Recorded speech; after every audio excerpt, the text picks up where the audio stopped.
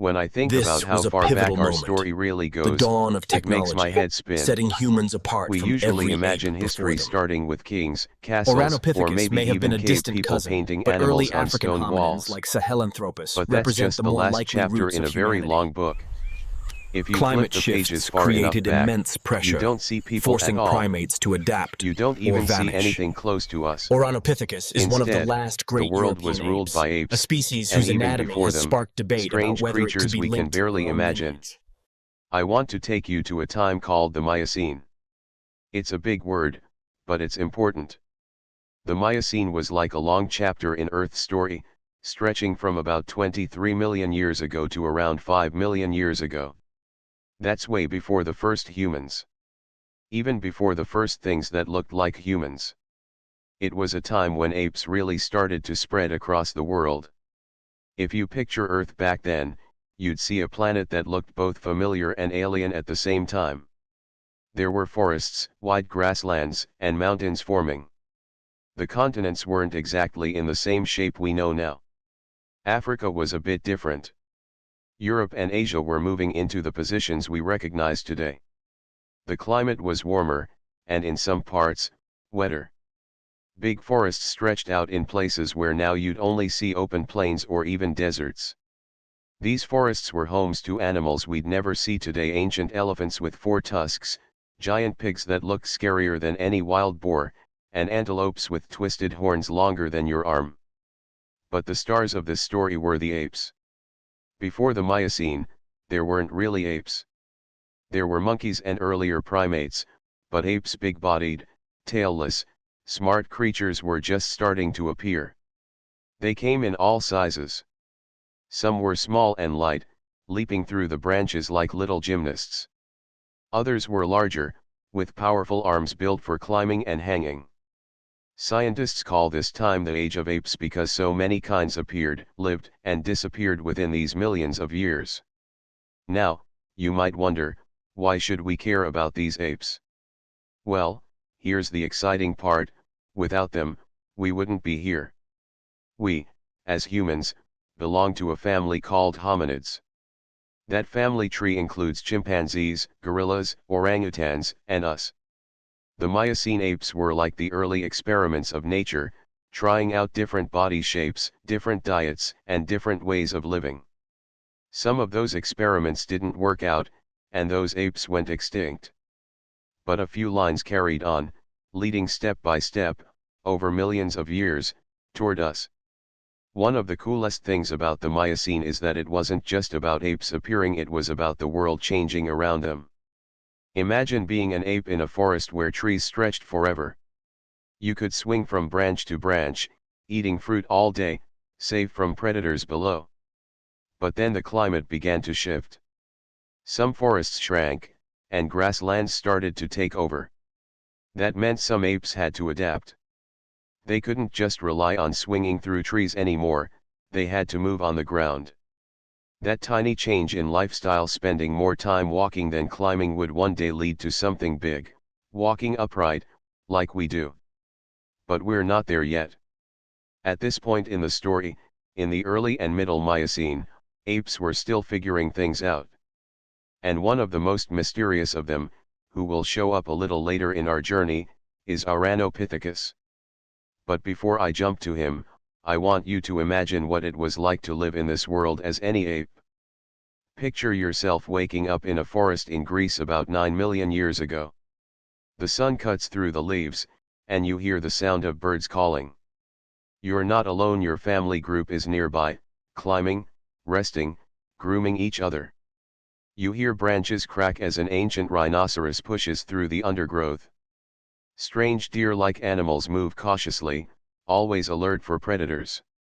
Big cats, ancestors of lions, are out there, and you have to be careful.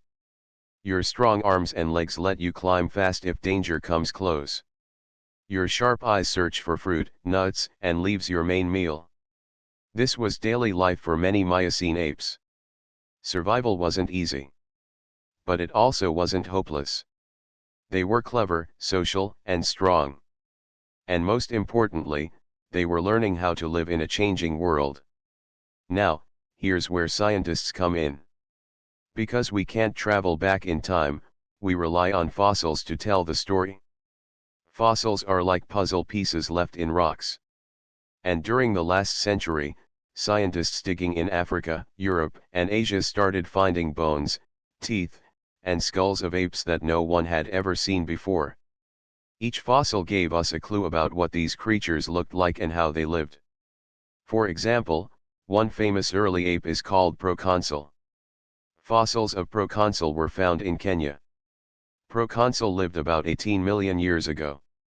It didn't look like a monkey anymore, but it didn't look exactly like modern apes either. It had no tail, which is a big deal. That's one of the things that separates apes from monkeys. But it probably moved around on top of branches rather than swinging underneath them like gibbons do today. Proconsul showed us the early steps of what it meant to be an ape. As time went on, more apes appeared, spreading into new lands. Some fossils were found in Spain, others in Greece, others in Asia. It's like apes were testing out every possible lifestyle: fruit eaters, leaf eaters, climbers, ground walkers. They were spreading out across continents, and each group was adapting to the environment it found. This spread was really important, because it meant that when climates changed, some apes could survive in new conditions. Others, sadly, couldn't. Extinction was common. But that's the way evolution works. Change and survival go hand in hand. Something that always amazes me is how scientists can look at just a tooth or a jawbone and figure out so much about an ape's life. For example, the size and shape of teeth can tell us what an ape ate. Flat teeth meant lots of chewing leaves. Sharp teeth suggested eating tougher plants or maybe defending themselves. A thick jaw could mean strong muscles for chewing. From these tiny details, scientists rebuild entire stories of how an ape might have lived. And when they find skulls, it gets even better. A skull can show the size of the brain, the shape of the face, and where the eyes were positioned. With these clues, we get closer and closer to understanding who might be connected to us. As we move forward in this story, Ouranopithecus will come into focus. But before we meet him, it's important to understand the stage he walked onto. The Miocene wasn't just a background, it was the great testing ground of evolution. The forests, the animals, the shifting climate, and the rise of apes all combined to make this one of the most important times in our deep history. So if you think of our family tree, the Miocene is like the thick, tangled roots at the bottom. It's messy, it spreads in all directions, but without it, the tree would never grow. And in that mess of roots lived the early apes, testing out ways of life, surviving when they could, and disappearing when they couldn't. That's where our journey begins. Not with humans. Not even with creatures that look very human. But with a world of apes, millions of years ago, each one carrying a small piece of the puzzle that would one day add up to us. When I first heard the name Ouranopithecus, I thought it sounded like something out of a dinosaur movie. Long and complicated, almost like a tongue twister. But once I learned who Ouranopithecus really was, I realized the name carries a big secret about us. Some scientists believe this ape might have been close to the line that eventually led to humans. That's a huge deal, because in the sea of ancient apes, only a few branches of the family tree eventually connected to us. Ouranopithecus lived around 9 to 7 million years ago, which was toward the end of the Miocene. That means by the time he appeared, apes had already been around for millions of years, trying out all kinds of lifestyles. Some had gone extinct. Others were hanging on. But Ouranopithecus showed up during a time when the world was changing fast. Forests were shrinking in places like Europe, and open areas were spreading. Apes that once had endless fruit trees to climb now had to face more open ground, fewer trees, and tougher competition for food. So who exactly was this ape? Let me paint the picture. Fossils of Ouranopithecus were found mostly in Greece and Macedonia. That tells us right away he wasn't living in Africa, where many other early apes were found. Instead, he was in southeastern Europe. That's already interesting, because it shows apes weren't just limited to Africa, they were exploring and surviving in Europe too. The fossils we have are mostly skulls, teeth, and jaws. Those might not sound very exciting, but they're like gold to scientists. Teeth especially can tell us a lot. And when scientists studied the teeth of Ouranopithecus, they noticed something: they were large and thick, especially the molars. That suggests he had to chew tough foods. Not just soft fruit, but maybe harder plants, nuts, and roots. His jaw was strong too, meaning he needed serious chewing power to survive. Now imagine him. He was a big ape, maybe as large as a modern gorilla. Males were especially large, with big jaws and strong bodies. His face had a wide shape, with heavy brow ridges above the eyes. When you look at a reconstruction of his skull, it almost feels like you're looking at a mixture of a gorilla and something just a little bit different, something hinting toward us. But the really exciting part is what Ouranopithecus might mean for our story. Some scientists believe he could be very close to the ancestors of humans. Why? Because of his teeth and jaw, and the timing of when he lived. Around 7 million years ago, scientists think the line that led to humans split off from the line that led to chimpanzees. That's the moment when our story started to separate from theirs. And Ouranopithecus lived right in that window of time. Of course, not everyone agrees. Science is like a big debate where people bring evidence to the table and argue their ideas. Some scientists think Ouranopithecus was more related to modern gorillas. Others think he was part of a European branch of apes that eventually died out. But the fact that there's even a debate shows how important he is.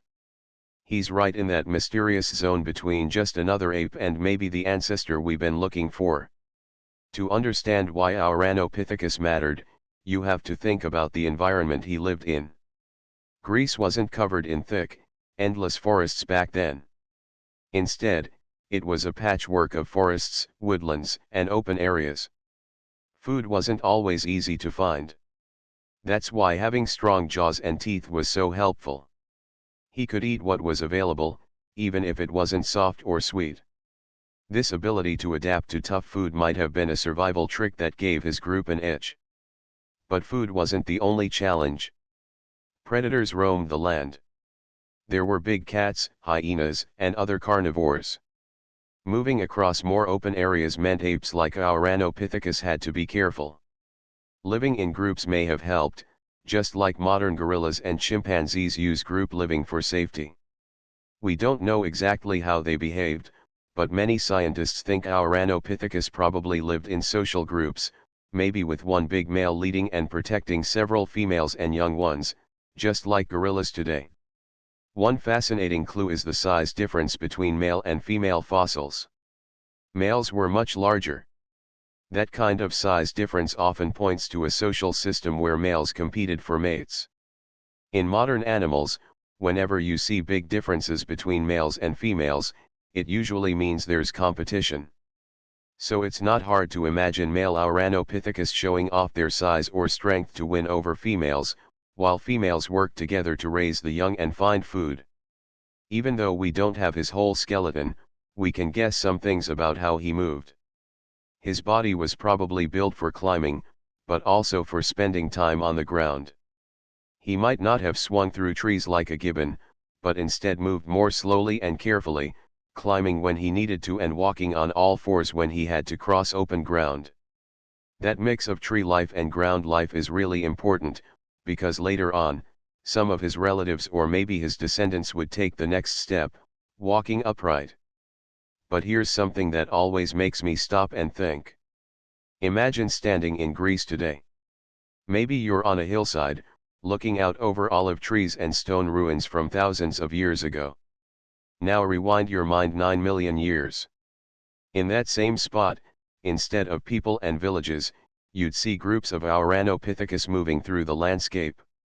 Huge apes, chewing tough plants, keeping watch for predators, raising their young. It's such a strange thought that in a land we think of as the birthplace of human civilization, Giant apes once roamed long before humans even existed. Another big reason Ouranopithecus matters is because he challenges the idea that all our important ancestors came only from Africa.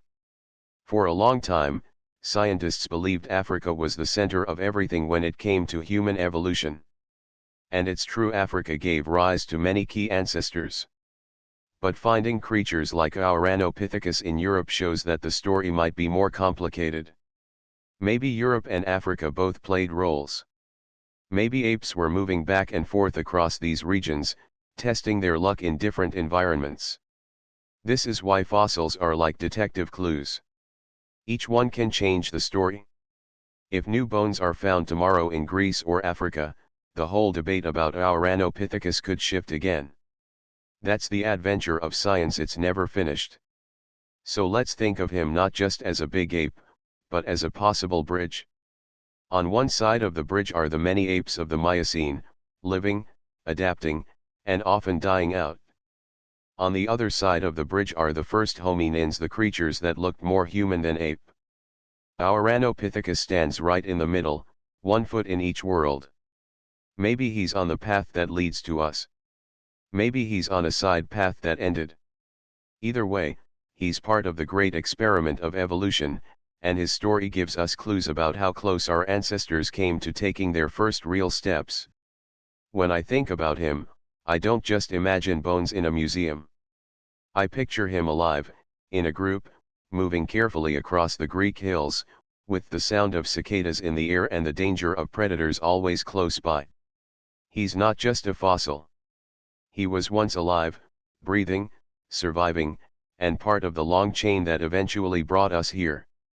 When I think about Ouranopithecus walking across the Greek hills, I can't help but wonder what kind of neighbors did he have. Because he wasn't alone. The Miocene wasn't just the story of one ape. It was a whole world filled with different apes, each testing out their own way of life. Some were small and light, almost like gymnasts swinging in the trees. Others were heavy and strong, like giant bodybuilders of the forest. Some were clever fruit eaters, while others learned to chew tough leaves or dig for roots. It's almost like walking into a neighborhood today, except instead of houses and people, you'd find trees filled with apes of every kind. Each one had a different personality, shaped by their body, their teeth, and their environment. And together, they tell us how complex and creative evolution really was. One of the most famous of these Miocene apes is Dryopithecus. His name means tree ape, which already tells you a lot about his lifestyle. Dryopithecus lived in Europe around 12 to 9 million years ago, so yes, he overlapped with Ouranopithecus in time, though maybe not in the exact same place. His fossils have been found in Spain, France, and Hungary. Dryopithecus was smaller and lighter than Ouranopithecus, with long arms and flexible joints. Scientists believe he was really good at swinging under branches, a style called brachiation. If you've ever watched gibbons in a zoo swinging effortlessly from branch to branch, you get the picture. Dryopithecus probably looked like that, though maybe not quite as graceful. His teeth show he ate a lot of fruit, which makes sense. Swinging through forests gave him access to all kinds of sweet treats.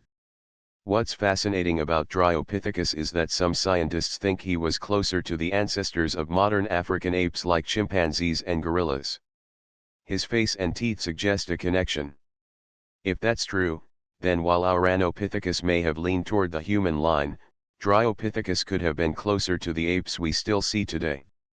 It's like they were siblings, each going down a different path in the family tree. But Dryopithecus wasn't the only one. In Africa, much earlier, there was Proconsul.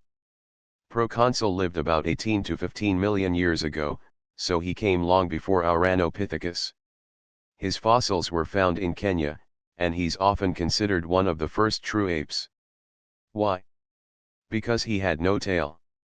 That might sound like a small detail, but it's huge. Monkeys have tails, apes don't.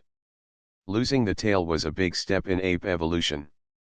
Proconsul probably looked a little like a mix between a monkey and an ape. He moved along the tops of branches on all fours, not really swinging like later apes. His arms and legs were more balanced in length, not as long-armed as Dryopithecus. His teeth suggest he ate fruit too, though he probably also ate leaves. Proconsul might not look very impressive compared to later apes, but he represents the starting point, the first step toward the great variety of apes that would follow.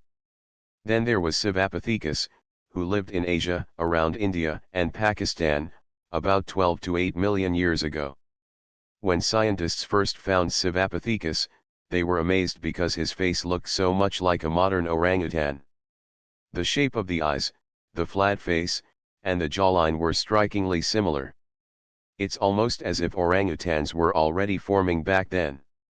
Sivapithecus probably spent a lot of time in trees, eating fruits and seeds. He shows us how some ape lines were spreading into Asia, carving out their own futures. Another neighbor worth mentioning is Gigantopithecus. Now, he came later around 2 million years ago up until maybe 300,000 years ago, but he's worth slipping into this neighborhood picture because he represents the extreme. Gigantopithecus was the largest ape that ever lived. Imagine a creature up to 10 feet tall, weighing as much as 1,000 pounds. That's like a living giant compared to humans. His fossils have been found in China and India, mostly teeth and jaws. From those, scientists think he ate bamboo, kind of like a giant panda.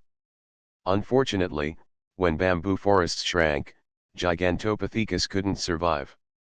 He shows what happens when a species becomes too specialized. It thrives for a while, but struggles when the environment changes.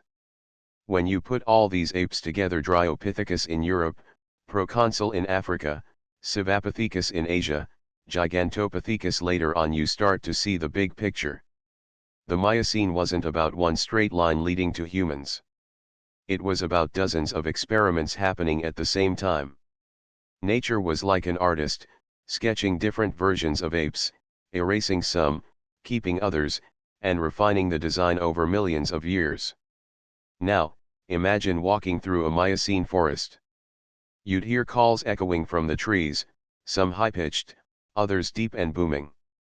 You'd see small apes darting quickly through branches, their tails gone, their bodies perfectly balanced for climbing. You'd see larger ones carefully moving through the canopy, their young clinging to their fur. And on the ground, you might even see a group of Ouranopithecus chewing tough plants. It wasn't a world ruled by one kind of ape, but by many, each fitting into its own niche. One of the most exciting things for scientists is comparing these apes to modern ones. For example, Dryopithecus tells us about chimpanzee and gorilla ancestors. Sivapithecus connects to orangutans. Proconsul shows the very beginning of apes. And Ouranopithecus, well, he might be pointing toward us. It's like piecing together a giant family reunion photo, except half the relatives are missing and you only have scraps of information about the others. But here's something important to remember: most of these apes went extinct. They didn't all lead to modern species. Evolution isn't like a ladder, where every step leads upward. It's more like a branching tree, with some branches growing strong and others breaking off.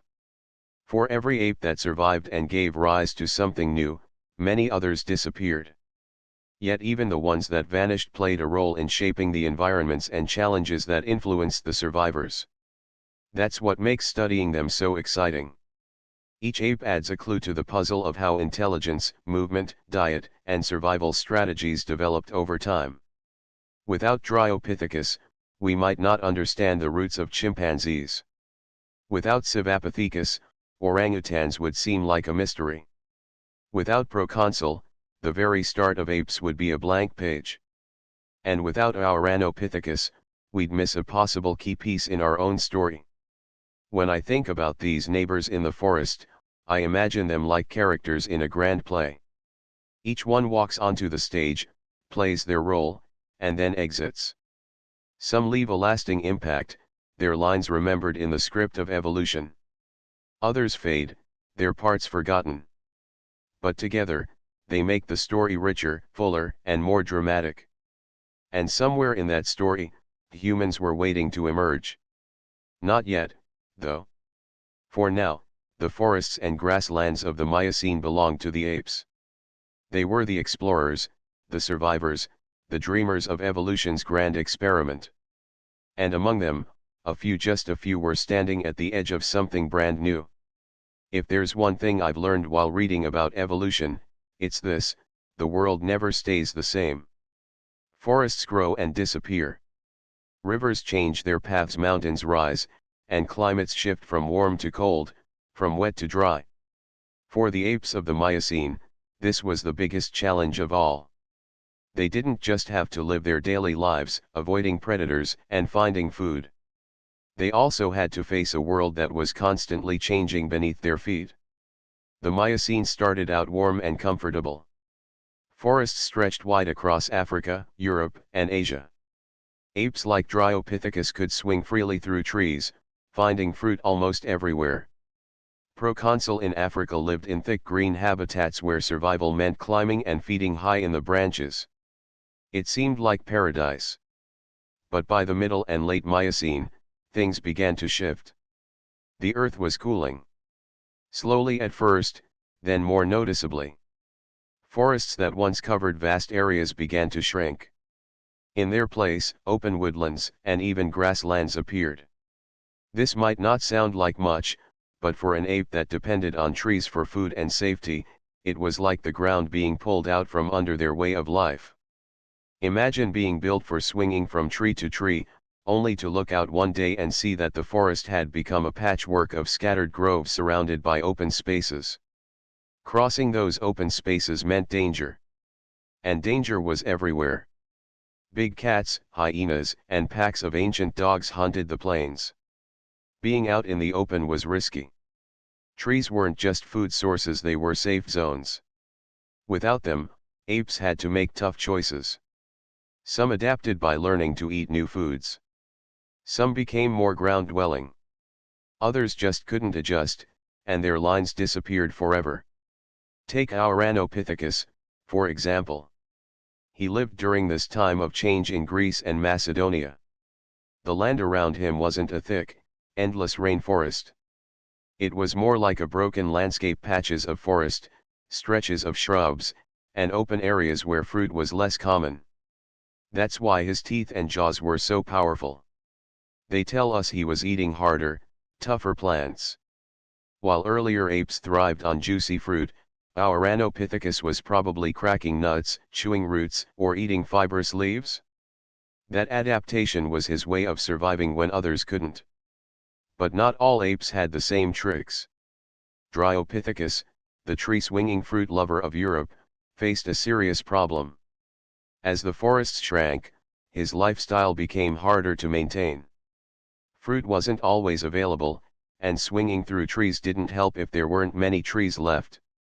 Fossil evidence suggests Ouranopithecus eventually vanished as the climate dried and forests gave way to more open land. It's almost like he was too specialized, too perfect for one kind of environment, and when that environment disappeared, so did he. Meanwhile, in Africa, other apes faced similar struggles. Some, like Proconsul, had already disappeared earlier. But new species appeared too, adjusting to the new conditions. Evolution doesn't stop when species die out, it keeps experimenting, trying new body shapes, new diets, new behaviors. This is where the story gets really exciting. Because those changes in environment, those shrinking forests and spreading grasslands, didn't just push apes to adapt. They also laid the foundation for something completely new: walking upright. Think about it. If you live in a dense forest, you don't need to walk on two legs. You climb, you swing, you leap. But if you live in a mixed environment, with open areas between clumps of trees, sometimes you need to travel across the ground. At first, apes probably still walked on all fours, using their knuckles like gorillas or chimpanzees today. But slowly, over millions of years, some began to spend more time upright. Standing up gave them a better view over tall grasses. Walking on two legs freed their hands to carry food or babies. It wasn't a sudden change, but a gradual one shaped by the challenges of a changing world. Back in Europe, Ouranopithecus was trying to solve the puzzle in his own way. His powerful jaws let him survive on tougher foods. His large body size helped him in open habitats, giving him strength to defend himself and his group. But even he may not have been able to handle the long-term changes. Eventually, the European apes faded away, leaving only fossils behind. Still, some scientists believe their story didn't end completely.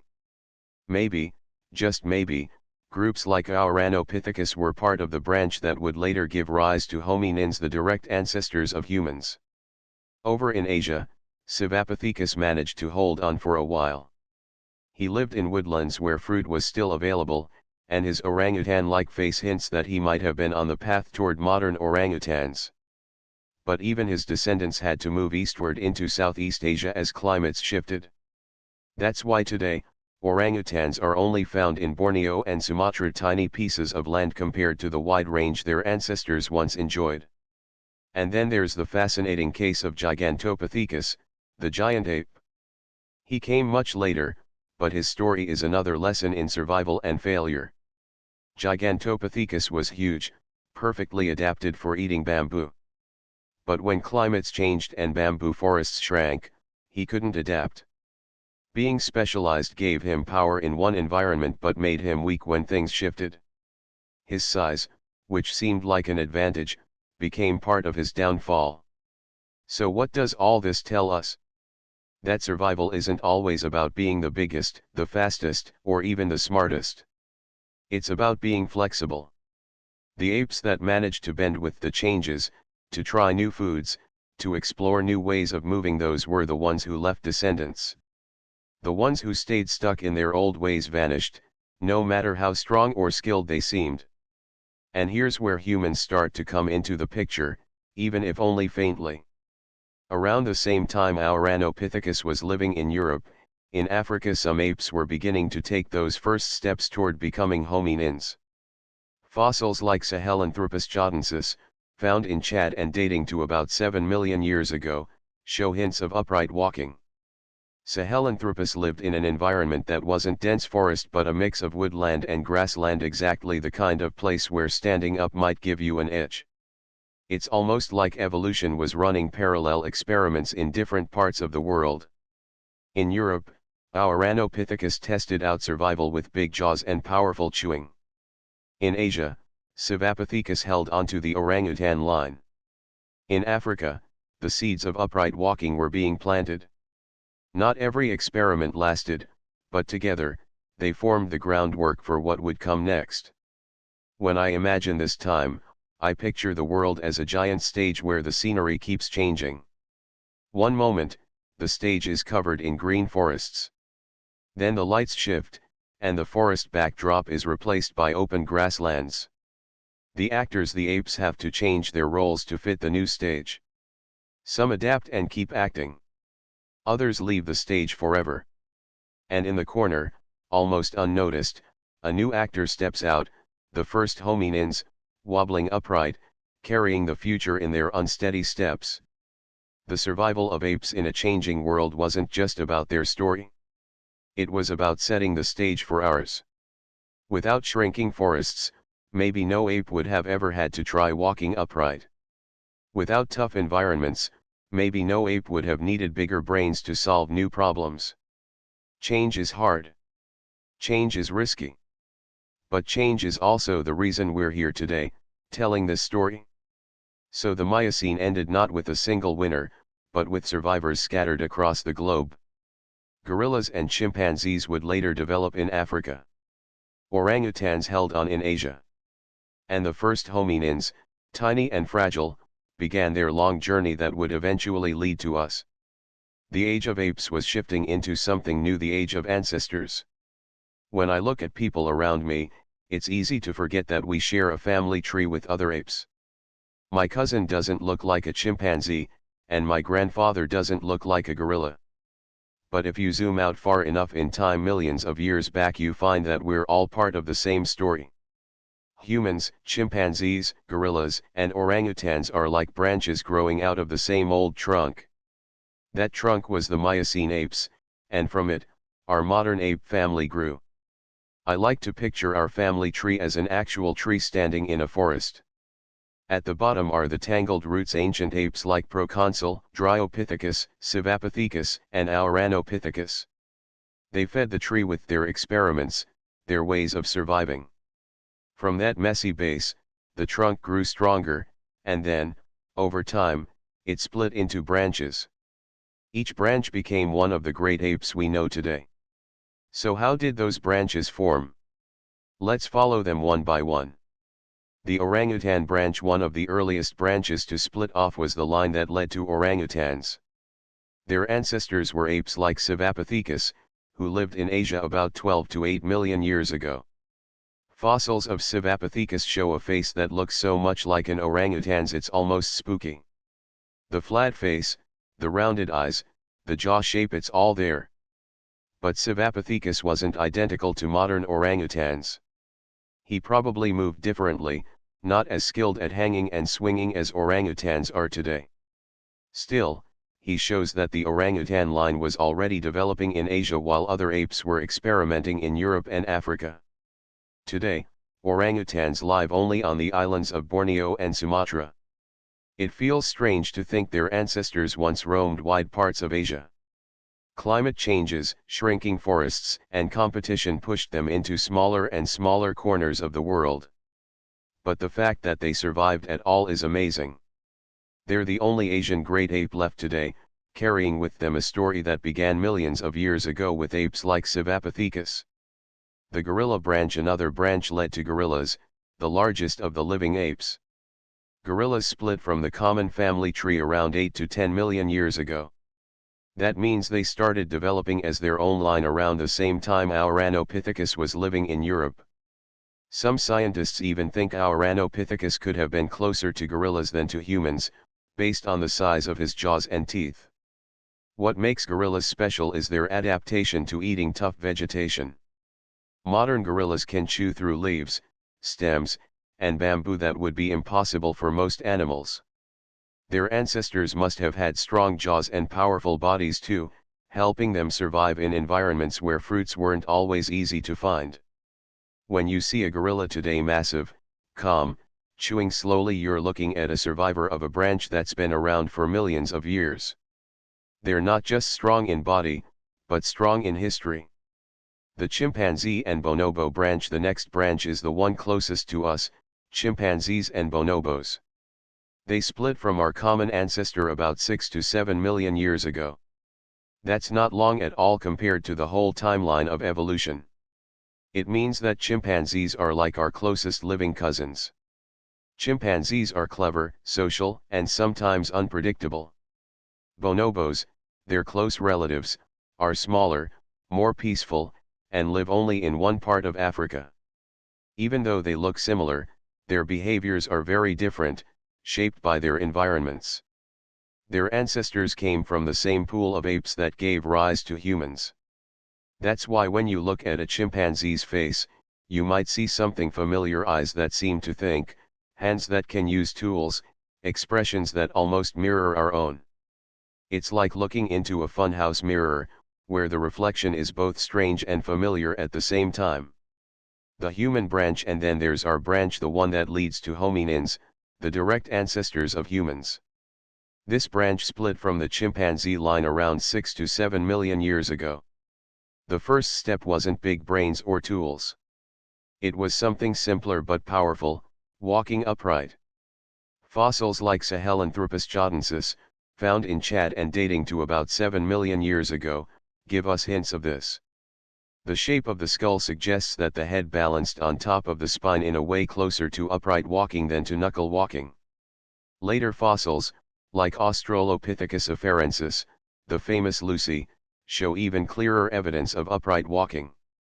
This was our branch's big trick. While other apes stayed in the trees or walked on all fours, our ancestors began to spend more time on two legs. That change opened the door to everything else, freeing our hands, changing how we gathered food, and eventually giving us space in our skulls for bigger brains. Why the tree matters: when you look at all these branches together, you can see how connected we really are. Orangutans, gorillas, chimpanzees, and humans aren't random creatures that just happen to look similar. We're all relatives. We share grandparents and great-grandparents, except those grandparents lived millions of years ago and looked more like Ouranopithecus or Dryopithecus than like us.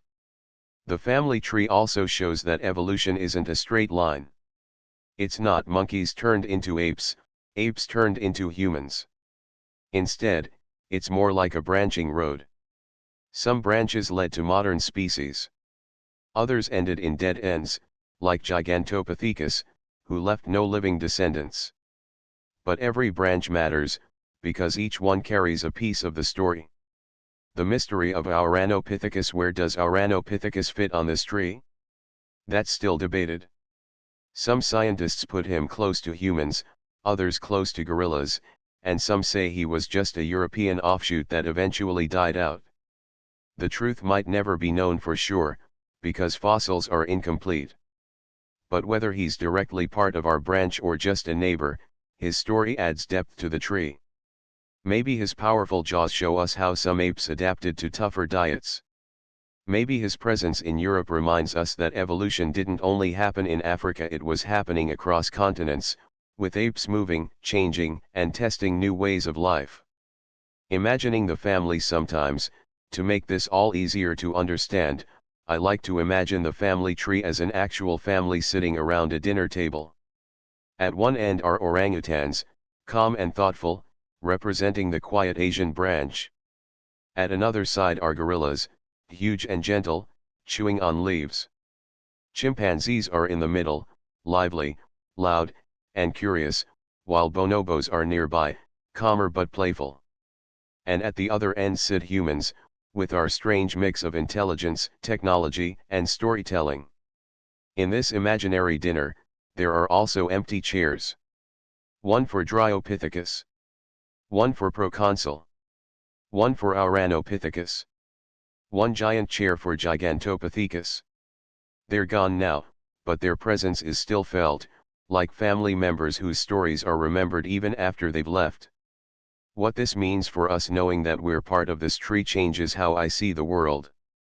When I see a chimpanzee using a stick to fish termites out of a mound, I don't just see an animal, I see a cousin showing me a glimpse of our shared past.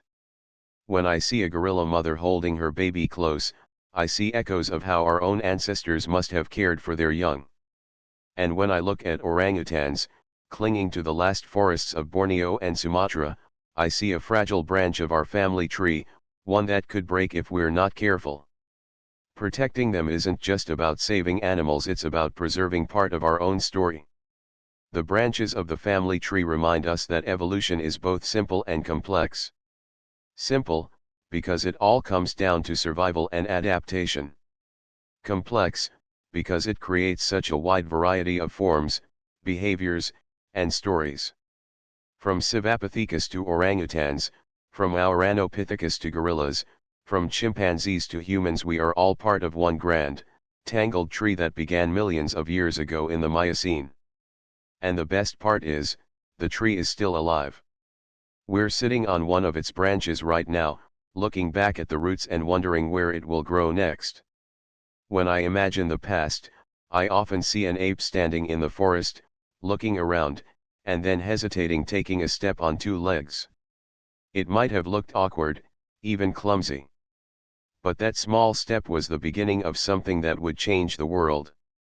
It was the moment our ancestors started walking upright. Walking on two legs, or bipedalism, is one of the most important things that separates us from other apes. Gorillas and chimpanzees can stand on two legs for a short time, but they usually move on all fours. Humans, on the other hand, walk upright almost all the time. This difference may look simple, but it opened doors to so many other changes: free hands, new ways of gathering food, different tools, and eventually, bigger brains. But how did this shift happen? Why would an ape, comfortable in the trees or walking on knuckles, suddenly decide to stand up straight? That's the mystery scientists have been trying to solve for decades. Early hints of upright walking. One of the earliest clues comes from a fossil called Sahelanthropus chodensis, discovered in Chad, Africa. It's about 7 million years old. The skull of Sahelanthropus has a feature that makes scientists think it might have walked upright. The hole where the spine connects to the skull, called the foramen magnum, is placed more underneath the skull, not at the back. That suggests the head balanced on top of the spine, like in humans, instead of sticking forward, like in quadrupeds.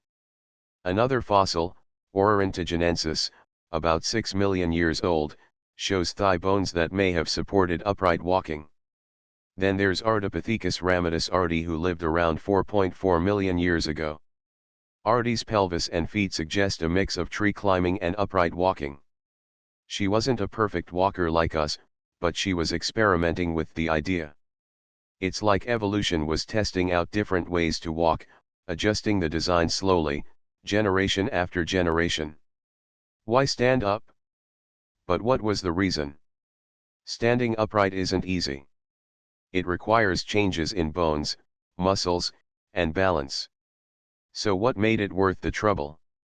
Scientists have suggested several ideas, and maybe the truth is a mix of them. Seeing over tall grass, in open savannas, being able to stand up might have helped early apes spot predators or find food. Carrying things, free hands meant carrying food, tools, or even babies. Imagine an ancestor walking back to a safe place with arms full of fruit or roots. Cooling down, standing upright reduces the amount of body exposed to the hot midday sun and catches more breeze. In hot African climates, that could have been a huge advantage. Efficient travel, walking on two legs may use less energy than knuckle walking over long distances. For ancestors who had to move from forest to forest, that efficiency mattered. Each of these reasons sounds small, but together they paint a picture. Upright walking wasn't just a weird trick, it was useful. The body remodel walking upright meant our ancestors' bodies had to change. If you look at a chimpanzee skeleton next to a human one, you can see the differences. Pelvis, in humans, it's shorter and bowl-shaped, to support organs when standing and walking. In apes, it's long and narrow for climbing. Spine, humans have an S-shaped curve that helps balance the body over two legs. Apes have a straighter spine. Legs, our thigh bones angle inward, bringing knees closer together so we don't waddle too much. Feet, human feet have arches that act like springs, perfect for long walks. Ape feet are more like hands, good for gripping branches. These changes didn't happen all at once. They built up slowly, across millions of years, in species after species. Lucy and her kind. One of the most famous fossils in this story is Australopithecus afarensis, especially the skeleton nicknamed Lucy, discovered in Ethiopia in 1974. Lucy lived about 3.2 million years ago, and her bones show she was definitely a biped. Her pelvis, legs, and even footprints found in Tanzania, the Laetali footprints, prove she and her kind walked upright. Those footprints are like time capsules. Imagine soft volcanic ash on the ground, an Australopithecus walking across it with her child, and then the ash hardening into stone. Millions of years later, we can still see where they stepped, side by side, just like people walking on a beach today. But Lucy's kind weren't fully human. Their brains were small, closer to chimpanzees. They still climbed trees for safety. They walked upright, yes, but they hadn't yet developed the large brains, tools, and language that would come later. Still, they were pioneers. The cost of walking upright gave benefits, but it also came with costs. Our skeletons pay a price for standing on two legs. Back pain, knee problems, and even difficulties in childbirth are side effects of this evolutionary path. A narrow pelvis is good for walking but makes childbirth harder, especially once brains started getting bigger. Evolution doesn't create perfect solutions, it creates compromises. I sometimes think about how strange it is that our entire history rests on this one trade-off. If our ancestors had stayed on all fours, maybe we wouldn't exist at all. Hands freed for ideas. The real magic of upright walking was that it freed the hands. With hands available, Our ancestors could carry more food, use sticks and stones, and eventually craft tools. Even before the first official stone tools appeared around 2.5 million years ago, free hands meant new possibilities. Other apes used tools. Chimpanzees break nuts with rocks, orangutans use sticks to reach insects, but humans took it further. Upright walking set the stage for that. The hands that once grabbed branches became hands that shaped the world. Walking into new worlds. Once our ancestors mastered walking, they could travel farther than ever before. Step by step, they spread out of Africa into new lands. This ability to move and adapt is one of the reasons humans became so widespread. Our legs carried us across deserts, mountains, and eventually oceans. When I think of this, I realize walking isn't just a simple act. It's a superpower. Every step we take today is connected to those first awkward steps millions of years ago, when an ape in Africa decided to try something new. The symbol of the line. Walking the line isn't just about bones and muscles, it's about identity. Standing upright became a symbol of what it means to be human. Artists, writers, and scientists have often pictured evolution as a line of figures, starting with a crouched ape and ending with a tall human walking proudly. That picture is too simple. Of course, the real story is a tangled tree, but it captures the importance of upright walking. It wasn't brains or language that came first. It was the step. The line began when our ancestors chose to rise. Looking down at our feet, sometimes I look at my own feet and think about how much history they hold. The arches, the toes, the way they balance me, every part of them is the result of millions of years of trial and error. Each step I take is part of a story that started long before me. Ouranopithecus may never have walked fully upright, but he was part of the experiments that led here. Dryopithecus swung through trees, Civapithecus climbed in Asia, and Australopithecus left footprints in Tanzania. Together, they carried the torch until, finally, the line reached us. Upright walking wasn't just a change in movement. It was a doorway into everything else: free hands, tools, migration, culture, and eventually, history itself. The first step may have been small, but it carried us into the future. And we've been walking that line ever since. After the story of upright walking, the path of evolution takes us into something even more exciting: the rise of the very first humans. Not quite like us, but closer than any ape before. These early humans had small brains compared to ours, but they had something new in their hands: tools. This is where the real adventure begins. Because when our ancestors learned to shape stones, they weren't just surviving anymore, they were inventing. They were changing the world around them. Meet Homo habilis. Around 2.4 million years ago, a new kind of creature appeared in Africa. Scientists call them Homo habilis, which means handy man. The name comes from the tools they used. These weren't just sticks or rocks picked up by chance, they were rocks deliberately shaped into sharp edges. Imagine a group of Homo habilis sitting by a riverbank. One of them picks up a stone, strikes it against another, and chips off a sharp flake. Suddenly, that stone can cut meat or scrape bark. The moment that flake flies off, the world changes. A brain has turned an idea into reality.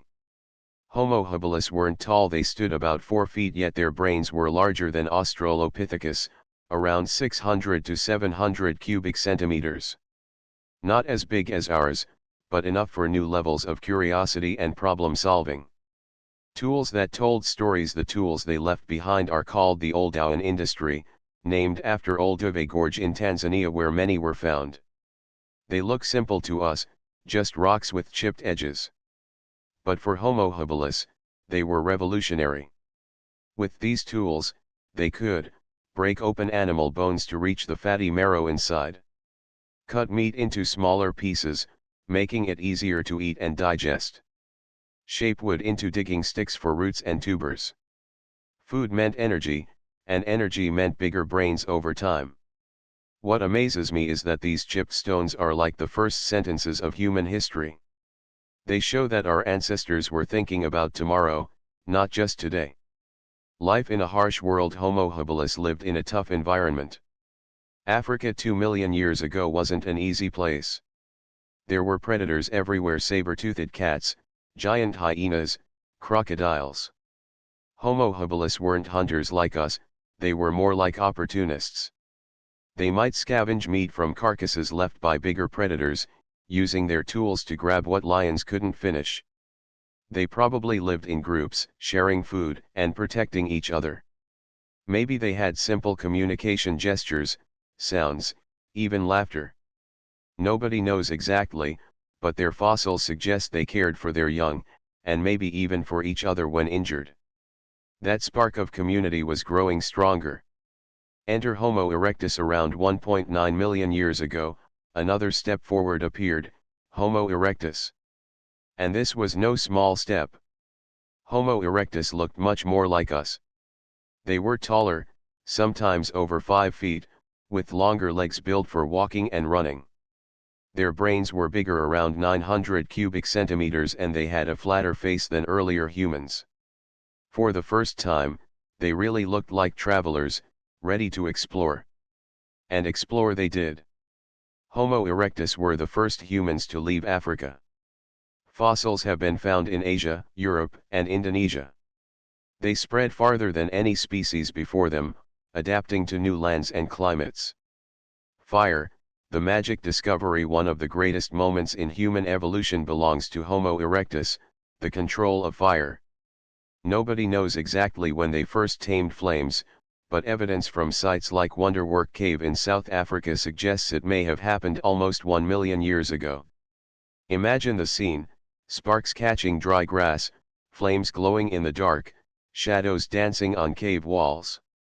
Fire changed everything. It gave warmth in cold nights, protection from wild animals, and most importantly, cooked food. Cooking made food softer and easier to digest, which gave more energy for the brain. Some scientists even believe cooking was one of the keys to human brain growth. Around a fire, people could also gather, share stories, and strengthen bonds. Fire was not just light, it was culture. The Acheulean hand axe. If Homo habilis had the Oldowan tools, Homo erectus had something more advanced, the Acheulean hand axe. These tools, shaped like teardrops or ovals, were carefully crafted, not just broken rocks. They had sharp edges all around, useful for cutting, digging, and scraping. Making a hand axe required planning. The toolmaker had to imagine the final shape before striking the stone. That's a kind of mental blueprint, a sign of advanced thinking. When I think about it, each hand axe is like a prehistoric invention: part knife, part hammer, part saw. It was the Swiss Army knife of the Stone Age.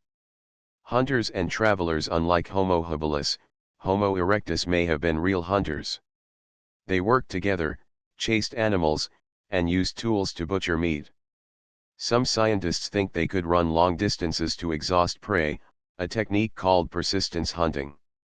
Their long legs and strong bodies made them excellent walkers. Step by step, they spread from Africa to places thousands of kilometers away. In fact, fossils found on the island of Java in Indonesia show Homo erectus lived there over 1 million years ago. That's proof of how far they roamed. Brains and beginnings of culture. With bigger brains came new behaviors. Archaeologists think Homo erectus may have had the beginnings of culture: shared traditions, learned skills, maybe even early forms of language. We don't know what they sounded like, but their larger brains and vocal anatomy suggest they could make a variety of sounds. Maybe they had calls for danger, food, or directions. Maybe they laughed together around fires. What we do know is this: Homo erectus survived for an incredibly long time, almost 1.5 million years. That's far longer than our own species has existed so far.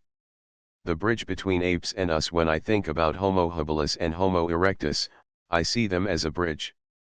On one side are the apes and Australopithecus, small-brained and still half at home in the trees.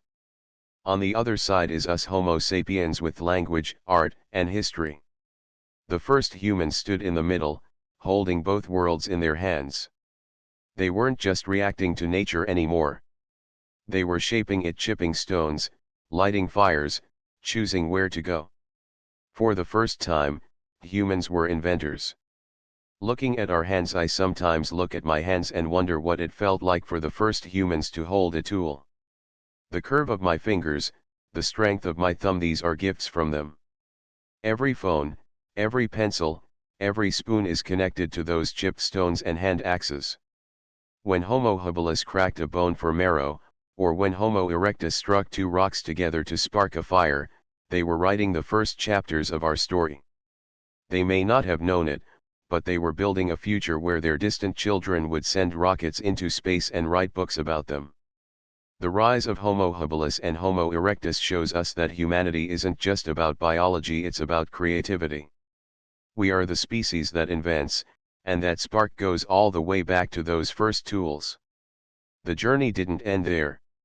From Homo erectus would come other species: Neanderthals, Denisovans, and finally, Homo sapiens, us. But the foundation had been laid. We had hands, fire, and the courage to walk into the unknown.